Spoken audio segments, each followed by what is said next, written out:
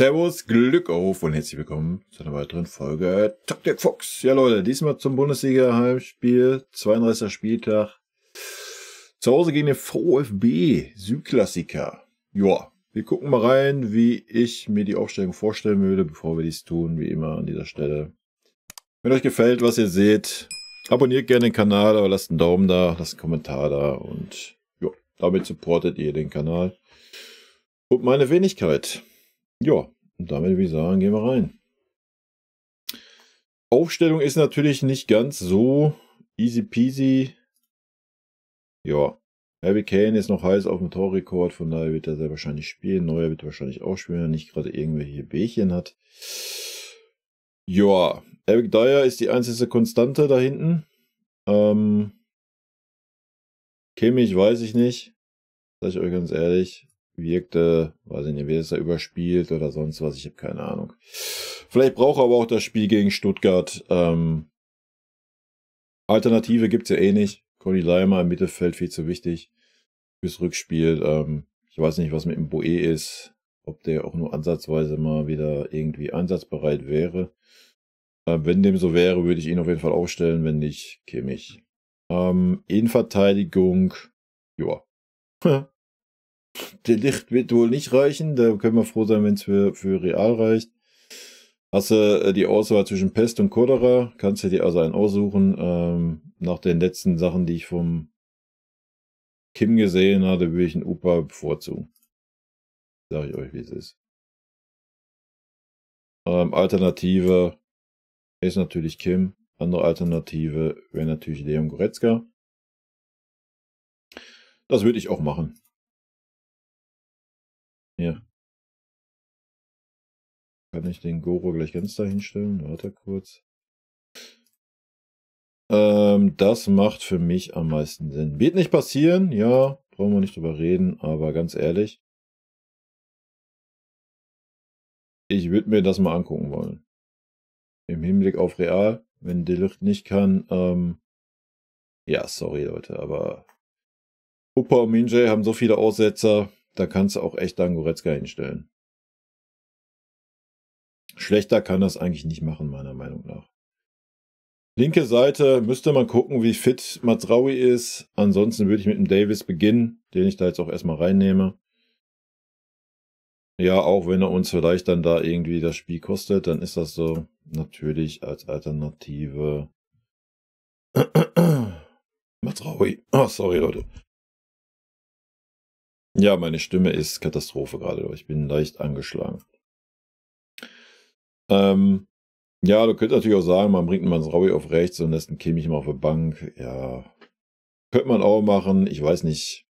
Kommt halt auf die Fitness an. Das kann man halt gerade sehr, sehr schwer einschätzen von außen. Fakt ist, ein Kimmich war nicht wirklich überzeugend. Guerrero hat relativ wenig gespielt. Von daher würde ich ihn auf jeden Fall bringen. Und ich würde den wie im Hinspiel in der Mitte zusammen mit Pavlovic bringen. Conny Leimer würde ich eine wohlverdiente Pause lassen. Ja, nachdem er sich wieder angeschlagen hatte, würde ich ihn gegen Stuttgart nicht einsetzen. Punkt. Der ist Terrier, der hat absolutes Megaspiel gemacht und der sollte seine Fitness sich aufsparen für das Rückspiel. Was viel, viel wichtiger ist, meiner Meinung nach. Über Außen, ja, würde ich natürlich wieder mit Tell beginnen, was natürlich nicht passieren wird. Rechte Seite würde ich mit Gnabry beginnen. Anscheinend scheint er ja einigermaßen spielfit zu sein, also würde ich ihn reinwerfen. Und dann kann er 45 Minuten spielen und dann würde ich ihn rausnehmen. Dann hat er ein bisschen Spielzeit gekriegt, ja. Oder wenn er nur eine halbe Stunde kann, nimmst du ihn nach eine halbe Stunde raus. Was soll der Geiz? Alternative, ja, ich trage mal den Brian ein. Ich weiß nicht, wie es mit dem Sané aussieht. Der ist ja unser Standby-Profi, der nur 3 Spiele im Jahr spielen kann. Ansonsten spielt er ja nicht. Und ansonsten ist er ja auch nicht bei der Mannschaft. Bleibt er während der Halbzeitpause draußen, weil er nicht kalt werden darf. Und ja, ist ein richtiges Zeichen an der Mannschaft, denke ich. Von daher, wenn wir ihn denn finden hier, können wir ihn natürlich auch auswählen. Nehmen wir doch den Saragossa anstatt den Brian. Wird natürlich auch nicht passieren. Ich sage nur, wie es bei mir wäre. In der Mitte, Ja, würde ich auch eine Halbzeit mit Musiala spielen lassen, eine andere Halbzeit mit Müller. Und gut ist. Ja, so behält man sich beide Optionen offen fürs Rückspiel. Innenverteidigung, ja. Wir haben ja unsere beiden Alternativen, die können wir auch gerne eintragen. Zack. Jemand Opa, weil auch da, Eric Dyer, muss man halt gucken, was die Fitness sagt. Ansonsten auch nur eine Halbzeit und dann wechseln. Ja, gar keine Frage. Alternative für Tell, I don't know, sehe ich gerade nicht. Wahrscheinlich könnte man Schuppo eintragen. Machen wir, hat der letzte Mal auch links gespielt. Ja, das ist, wie ich aufstellen würde, Leute. Wird sehr wahrscheinlich so nicht passieren. Es würde mich hart überraschen, wenn es so passiert. Wahrscheinlich fangen wir an mit Kimmich, Kim, Dyer, Mazraoui könnte ich mir vorstellen. Mitte mit Goretzka und Conny Leimer wahrscheinlich. Wahrscheinlich wird Musiala wieder auf links spielen. Vielleicht ein Gnabry auf rechts. Oder vielleicht sogar ein Sané, ich weiß es nicht. Harry Kane wird vorne auflaufen und in der Mitte wird dann wahrscheinlich wieder Müller rumdümpeln. Könnte ich mir vorstellen. Wie es am Ende aussieht, I don't know. Schwer vorherzusagen auch gerade, ja. Ich weiß nicht, wie wichtig jetzt man das Spiel gegen Stuttgart nimmt. Ist natürlich Prestige, ja. Na klar, gegen Stuttgart, Südgipfel, gar keine Frage. Und ich will es auch nicht wegschenken, das Spiel oder sowas. Ich denke mal, so wie wir es im letzten Spiel gegen Frankfurt gemacht haben, war es gut.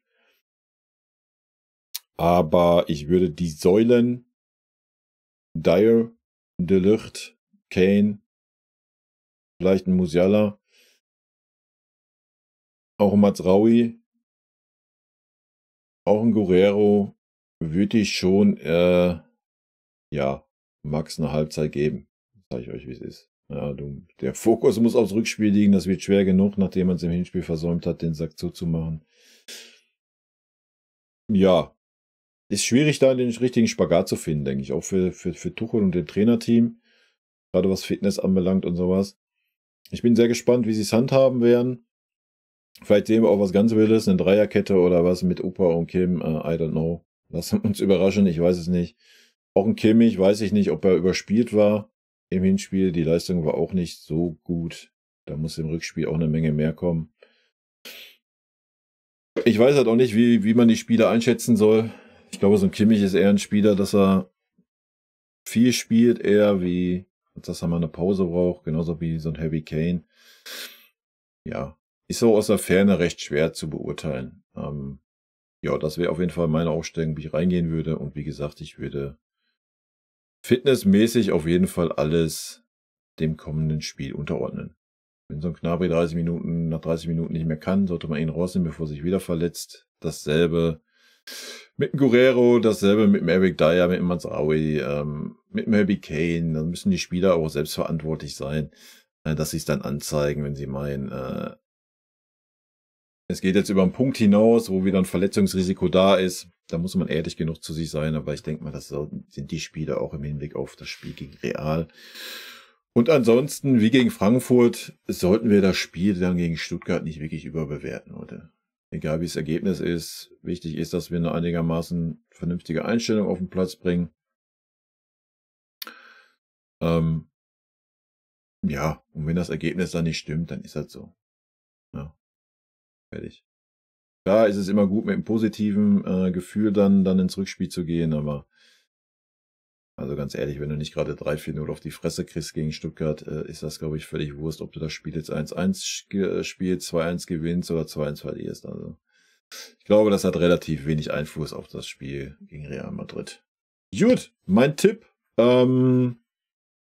Schwierig zu tippen, weil ich nicht weiß, wie Tuchel tickt, wie er denkt, wie die Aufstellung sein wird.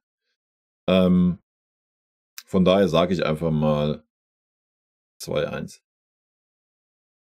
Leute, rot-weiße Grüße gehen raus. Wie immer, vielen lieben Dank für euren Support. Vielen lieben Dank, dass ihr euch das Video bis zum Ende angeschaut habt. Vielen lieben Dank für euren Support. Wie immer, lasst gerne einen Daumen da. Ich freue mich auch über jeden Kommentar, der geschrieben wird. Und in diesem Sinne nochmal rot-weiße Grüße gehen raus. Und jetzt zum Abschied noch ein paar nette O-Töne von unseren vergangenen Trainer. Ein dicker Kuss von der Trainer von der Meister. Was das Allerwichtigste ist, weil wir wissen, dass er ein guter Kerl ist. Wir sind schockverliebt in meine Mannschaft. Also ich fand, das hat Spaß gemacht zu coachen. Ein Trainer ist ein Idiot. Ein Trainer sehe, was passiert im Platz. Dahin bist du eher Trainer und wenn du viele Spiele hast, bist du mehr Coach als Trainer und ich bin schon lieber Trainer als Coach. Geiler Satz. Magic.